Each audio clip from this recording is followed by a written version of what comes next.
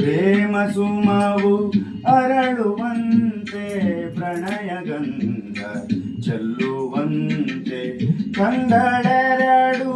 ದುಂಬಿಯಾಗಿ ಭ್ರಮರ ಗೀತೆ ಹಾಡುವಂತೆ ಕಂಗಳೆರಡು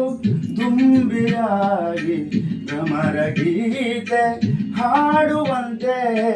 ಜೇನಿಗಾಗಿ ತುಟಿಗಳೆರಡು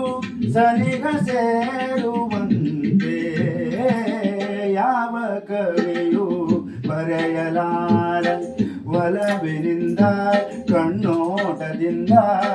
ಹೃದಯದಲ್ಲಿ ನೀ ಬರೆದ ಈ ಪ್ರೇಮ ಗೀತೆಯ ಯಾವ ಕವಿಯು ಬರೆಯಲಾರ